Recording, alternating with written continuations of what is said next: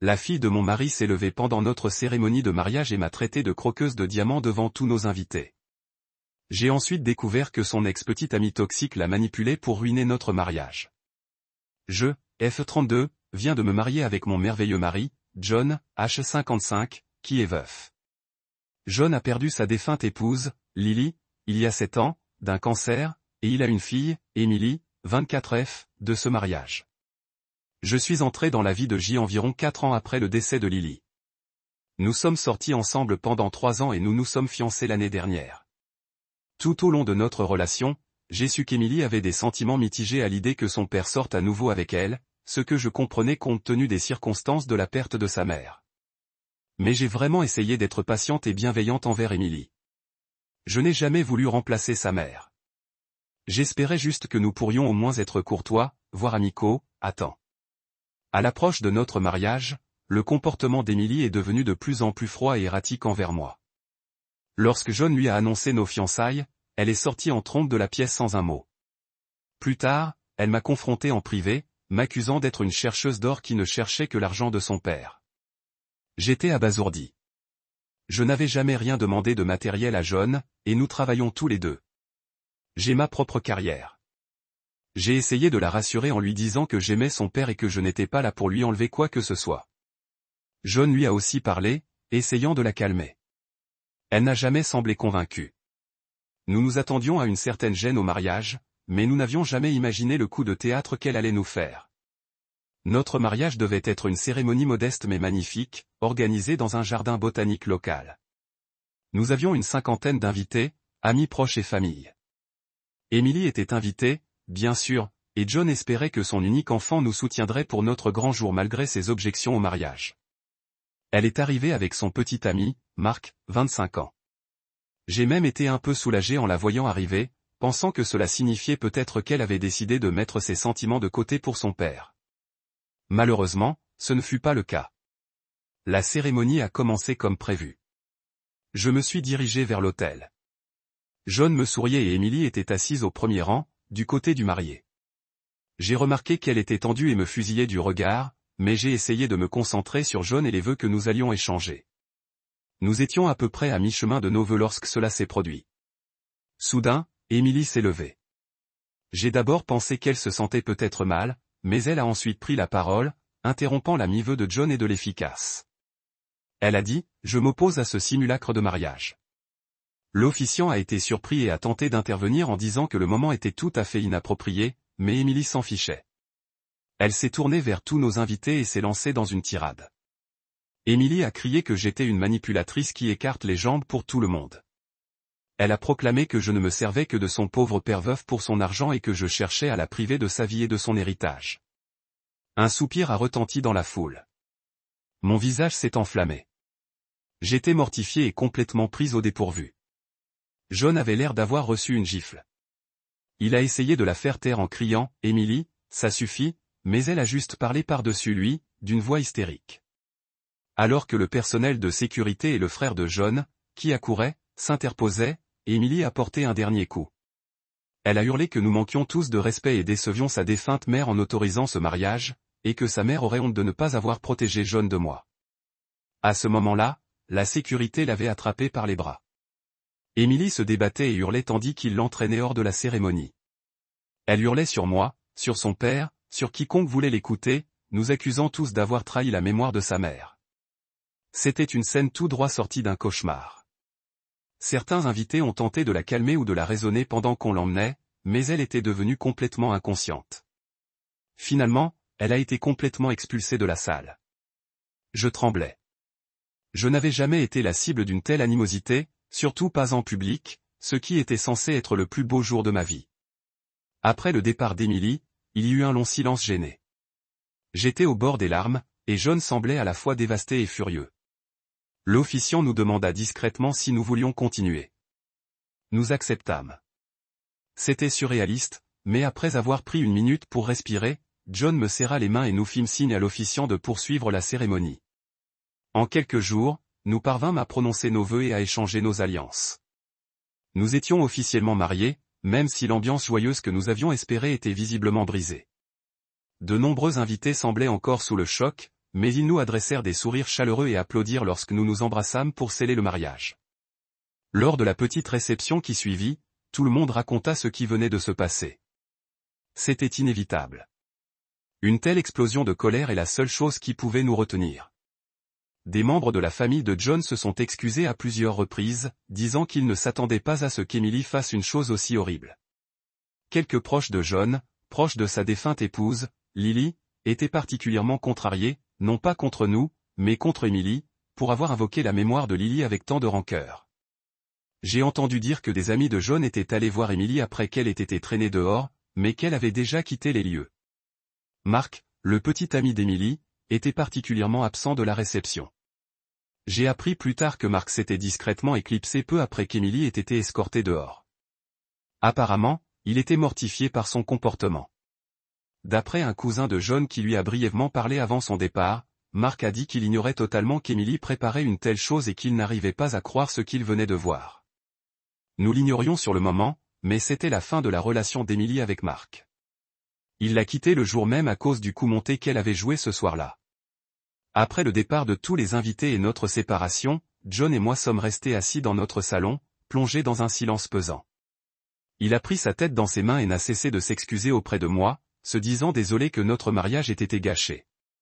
Je lui ai répondu que ce n'était pas de sa faute et que je m'inquiétais surtout pour lui. Je voyais bien qu'il était à la fois brisé et en colère. Nous avons discuté tard dans la nuit, essayant de comprendre comment la situation avait pu dégénérer à ce point. John était particulièrement rongé par la culpabilité, se demandant s'il avait failli en tant que père à un moment donné en faisant une chose pareille à Emily. J'ai essayé de le réconforter en lui rappelant qu'Emily est une adulte qui fait ses propres choix.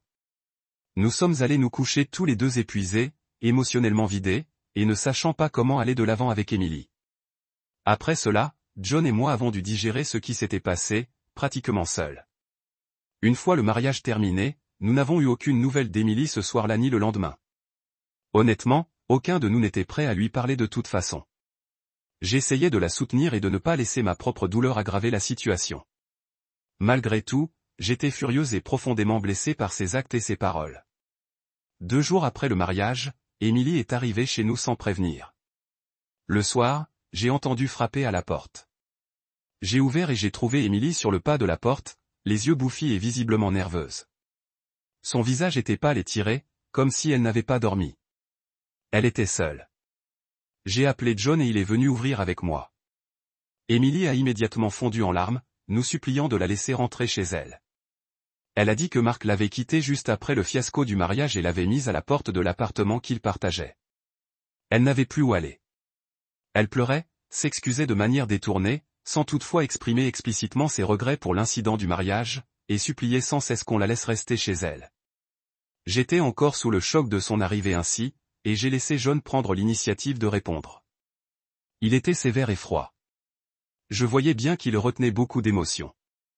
Il lui a demandé comment elle pouvait bien croire qu'on l'accueillerait à bras ouverts après ce qu'elle avait dit et fait. À ces mots, Emily s'est mise à sangloter davantage, puis à lâcher quelque chose qui nous a vraiment laissé sans voix. Emily a prétendu qu'elle n'avait rien pensé de ce qu'elle avait dit au mariage, que c'était un défi. Selon elle, Jane, l'ex-petite amie de John depuis quelques années, l'avait poussée à faire ça. Jane l'aurait convaincue de faire ce coup, comme une farce ou un défi. Emily a dit que c'était l'idée de Jane. Elle m'a mis au défi de le faire parce qu'elle pensait que ce serait drôle ou que ça prouverait quelque chose.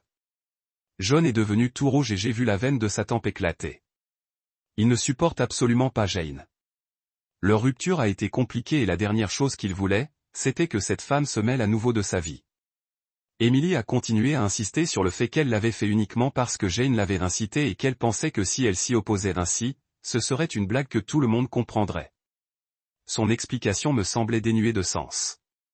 On aurait dit une tentative désespérée de rejeter la faute sur quelqu'un. Mais le problème, c'est qu'Emily voulait nous faire croire qu'elle n'avait jamais vraiment voulu ces choses horribles. On l'avait simplement convaincue par défi. Elle nous a supplié de contacter Mark en son nom et de lui dire que la rupture du mariage n'était qu'une farce qui avait mal tourné, et non ses véritables sentiments. Elle espérait que si Mark apprenait que c'était une farce ou un défi, il la reprendrait. D'une part, l'idée qu'une femme de 24 ans puisse gâcher le mariage de son propre père pour un défi est tout simplement ahurissante. D'autre part, même si quelqu'un d'autre l'avait suggéré, et Emily nourrissait clairement elle-même ses sentiments désagréables. Elle m'avait déjà traité de croqueuse de diamants en face, sans même le moindre défi. Du coup, cette explication semblait bien fragile. John a dit exactement cela à Emily. Il a dit qu'il ne croyait pas que Jane était seule responsable de tout ça. Il a rappelé à Emily qu'elle avait été hostile à moi et à l'idée de notre mariage bien avant que Jane ne s'implique. Emily n'arrêtait pas de sangloter, disant qu'elle avait peur, se sentait acculée et que Jane la manipulait. Au final, quelle que soit la façon dont cela s'était produit, les actes d'Emily avaient eu des conséquences. John lui a clairement dit qu'elle ne pouvait pas réemménager chez nous. Je lui ai aussi dit discrètement qu'après ses paroles et ses actes, je ne me sentais pas à l'aise de la garder chez nous, du moins pas dans un avenir proche. Nous étions tous les deux bouleversés et nous nous sentions terriblement trahis. La laisser emménager immédiatement après cela nous paraissait impossible. Nous avons également refusé de mentir à Mark pour elle. John a dit, « Je ne vais pas appeler ton ex et prétendre que ce que tu as fait était une blague inoffensive. Ce n'en était pas une. Tu nous as profondément blessés et tu t'es ridiculisé. » Emily a juste pleuré plus fort, disant qu'elle n'avait nulle part où aller, qu'elle était désolée et que tout cela était une erreur.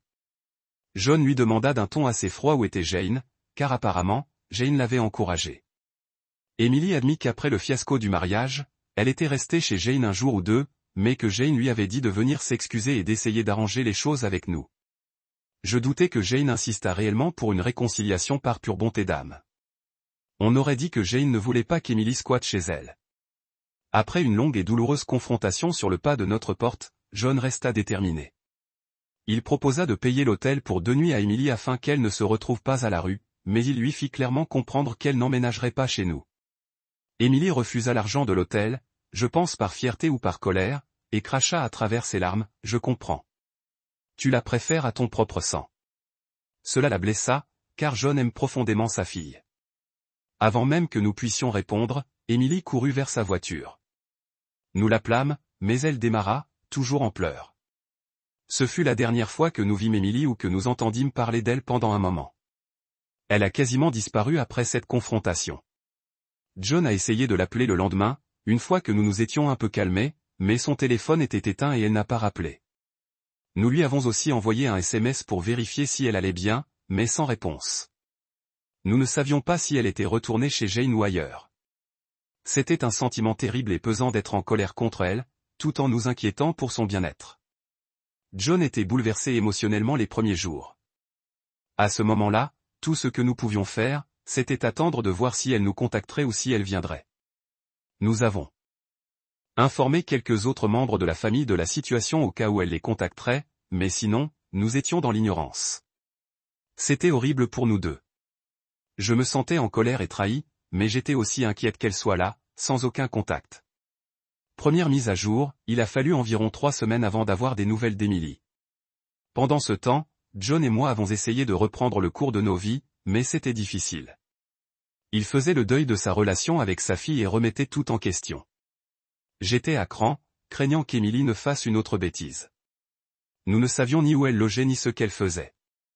Quelques proches avaient également tenté de la joindre, sans succès. Nous soupçonnions qu'elle était peut-être retournée vivre chez Jane, puisqu'elle avait mentionné être restée chez elle juste après le mariage, mais nous n'en étions pas sûrs. Puis, environ un mois après l'incident du mariage, Emily est revenue dans nos vies de la manière la plus inattendue. Un soir, on a frappé fort à notre porte d'entrée. En ouvrant, j'ai vu Emily se tenir à nouveau là. À ma grande surprise et à ma grande consternation, Jane était avec elle. Jane, l'ex-petite amie toxique de mon mari, avait un air suffisant. Pour rappel, Jane a brièvement fréquenté John quelques années après le décès de Lily, mais leur relation s'est mal terminée. Je connaissais un peu Jane grâce à ce que John m'avait raconté. Elle avait essayé d'avancer très vite dans leur relation, se comportant comme la nouvelle maîtresse de maison et faisant même des commentaires sur la façon dont John devrait sécuriser ses finances, ce qui l'a irrité. Quand John a rompu avec Jane, elle l'a mal pris. Elle l'a harcelé de SMS et d'appels pendant des mois, oscillant entre le supplier de revenir sur sa décision et lui asséner des regrets. John a fini par changer de numéro pour la faire arrêter. Jane lui en voulait visiblement d'avoir été coupée, et la voir maintenant avec Emily m'a mis en colère. John m'a rejoint à la porte et il s'est immédiatement crispé en voyant Jane. Il a demandé d'une voix froide, « Que fais-tu ici ?»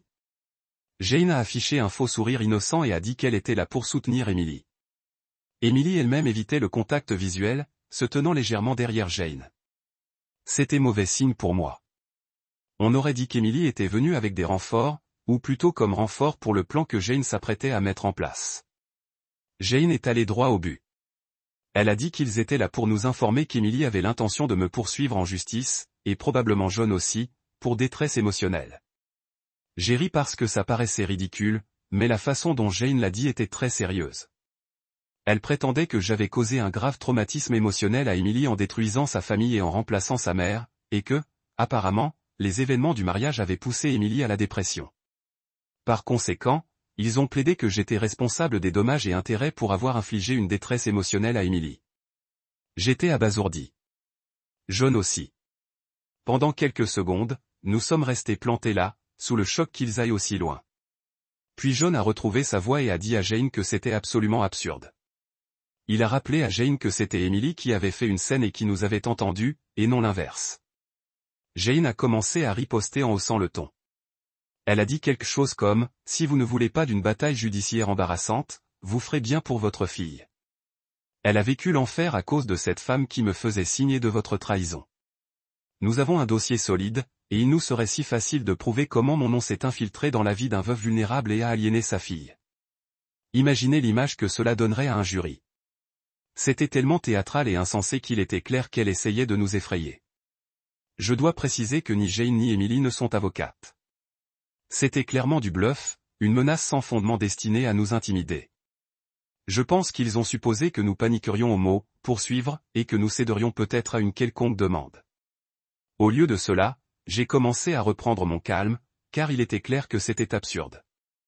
Je leur ai dit calmement qu'ils étaient libres de faire ce qu'ils voulaient, mais que nous n'avions aucune intention de céder à l'intimidation. John, qui avait fusillé Jane du regard tout le temps, a ajouté quelque chose comme « Si vous essayez tous les deux de porter plainte contre ma femme, croyez-moi, on rira au tribunal, et je ferai en sorte de porter plainte pour harcèlement et diffamation. » Le sourire narquois de Jane s'estompa légèrement lorsqu'elle vit que nous ne mordrions pas à l'hameçon. Emily, quant à elle, semblait mal à l'aise et ne dit pas grand-chose pendant cet échange, à part quelques reniflements occasionnels. Je pense sincèrement que même Emily ne croyait pas vraiment à la réussite de ce plan. Elle laissait Jane parler. Jane insista un peu plus, fanfaronnant sur le fait que le tribunal aux affaires familiales avait tendance à favoriser l'enfant et que le stress avait obligé Emily à suivre une thérapie, etc. J'en doutais. Nous avons découvert plus tard qu'Emily n'avait consulté aucun thérapeute. Nous leur avons dit en gros de poursuivre leur procès futile ou de nous laisser tranquilles. Comprenant que nous n'allions pas simplement donner de l'argent ou céder sous la pression, Jane changea de tactique. Son masque amical tomba et elle devint carrément méchante. Elle se mit à crier sur John, l'accusant de il abandonner l'héritage de sa défunte épouse et préférer une carrière de chercheur d'or à sa propre fille. Elle ricanait, le traitant d'idiot que je menais. John lui a dit de surveiller ses paroles et qu'elle n'avait aucun droit de parler de Lily, sa défunte épouse, ni de moi comme ça. Je suis alors intervenu et j'ai fermement dit à Jane qu'elle devait quitter notre propriété, sinon nous appellerions la police pour intrusion et harcèlement. C'est à ce moment-là que les véritables motivations de Jane ont été révélées. Elle a dit, d'accord. Si tu ne donnes pas à Emily ce qu'elle mérite, alors tu me dois quelque chose. Elle a prétendu qu'elle avait hébergé Emily ces dernières semaines et que John était tenu de la rembourser. Jane a en fait exigé $900 sur le champ, et il y a une compensation pour avoir gardé sa parole, sa fille. Après l'avoir mise à la porte, je n'en croyais pas l'audace de cette femme. Elle tentait en fait de nous extorquer de l'argent en plein jour, devant notre porte.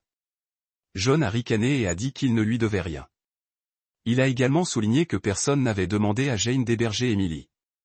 Jane avait choisi de s'impliquer. En vérité, je soupçonne Jane d'avoir accueilli Emily précisément pour l'utiliser comme un pion-dent. Ce genre de stratagème. Maintenant que la fausse menace de poursuite avait échoué, elle essayait au moins d'en tirer quelque chose. La dispute s'intensifiait et je craignais que les voisins ne l'entendent ou que la situation ne dégénère physiquement. J'ai de nouveau demandé à Jane de partir, et John a dit « On en a fini ici. Je ne te donnerai pas d'indices. Sors de chez moi. » Jane avait l'air furieuse. Elle se tourna vers Emily et lança sèchement « Allons-y. J'en ai assez. » Elle s'éloigna en trombe dans l'allée, suivie d'Emily, l'air effrayé, mais elle partit quand même avec Jane. Nous fermâmes la porte après leur départ et restâmes plantés là un instant. Je me souviens que mes mains tremblaient d'adrénaline et de colère. John était furieux. Il frappa le cadre de la porte, pas assez fort pour l'endommager, mais suffisamment pour évacuer sa frustration et laissa échapper une série d'insultes contre Jane. Il s'effondra ensuite contre le mur, et je pouvais voir la douleur dans ses yeux. Une fois ressaisis, nous commençâmes à discuter de la suite des événements.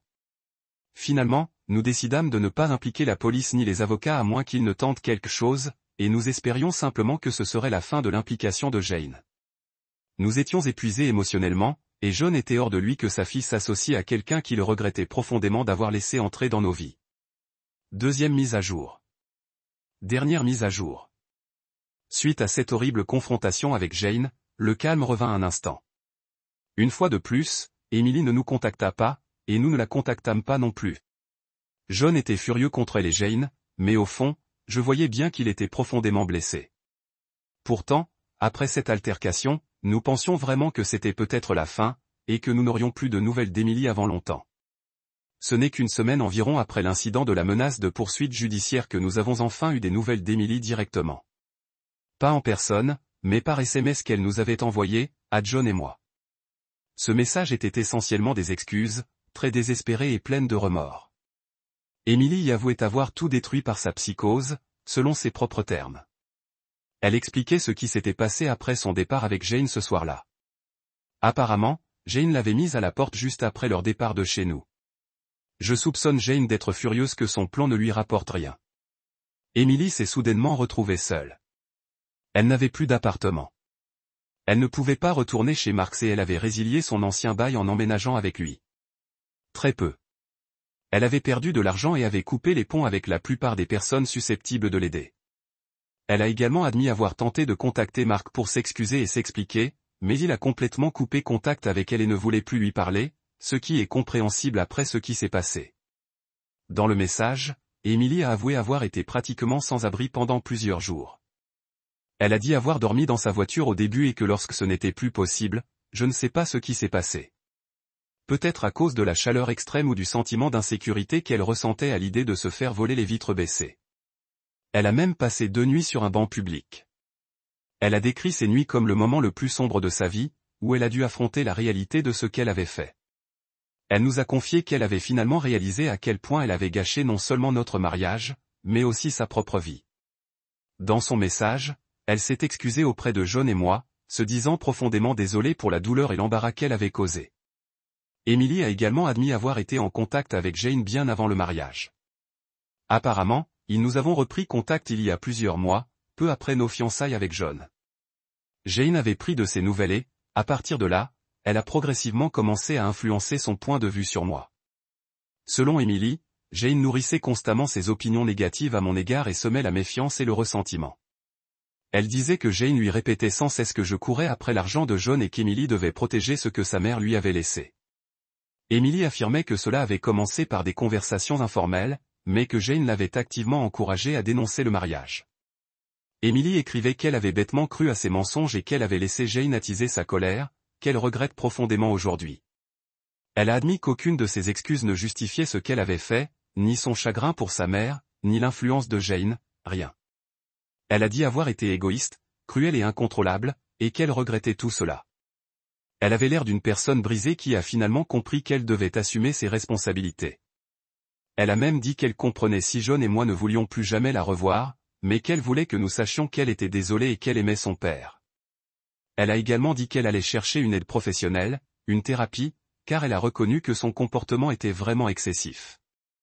John a fondu en larmes en lisant les excuses de sa fille. Malgré sa colère, elle reste son enfant. Et l'entendre dire en substance, « J'ai touché le fond et je sais que c'est de ma faute », lui a brisé le cœur. John lui a répondu par SMS qu'il était content qu'elle soit en sécurité et qu'il appréciait ses excuses.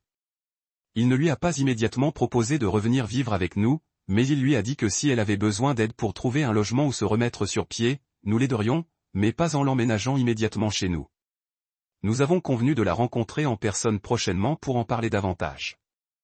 Je pense que John a envie de serrer sa fille dans ses bras et de s'assurer qu'elle va vraiment bien malgré tout. J'ai des sentiments mitigés, mais je soutiens son désir de réconciliation dans une certaine mesure. Pour ceux qui se posent la question, nous n'avons plus eu de nouvelles de Jane après cette nuit-là. Sans surprise, aucune plainte n'a été déposée, et il semble que Jane se soit lavée de la situation. Une fois, elle n'a pas obtenu ce qu'elle voulait. Bon débarras. Voilà où en sont les choses. Emily a littéralement ruiné notre mariage et s'est aliéné presque tout le monde, puis a perdu sa relation et son foyer, s'est laissé piéger par les manipulations de Jane et a enfin accepté ses actes. Surtout, je ne vais pas la reprendre à bras ouverts et faire comme si de rien n'était. Elle a causé beaucoup de tort et elle devra se racheter avec le temps. Mais ses excuses étaient un premier pas. Je dois dire que je ne m'attendais pas à ce que mon nouveau mariage connaisse un début aussi dramatique. John et moi allons bien, et j'espère sincèrement qu'elle pourra obtenir l'aide dont elle a besoin et reconstruire sa vie et ses relations. John et moi avons envisagé une thérapie familiale avec Emily à l'avenir, lorsque la situation sera plus stable. Mais pour l'instant, la priorité est qu'elle reçoive un accompagnement individuel et qu'elle rétablisse progressivement la confiance. Seul le temps nous dira comment cela évoluera, mais pour l'instant, au moins, nous avons des excuses et une ligne de communication ouverte. Encore une fois, merci à tous ceux qui ont lu cette longue histoire. Un parcours douloureux et fou, mais j'espère que nous sommes maintenant sur la voie de la guérison.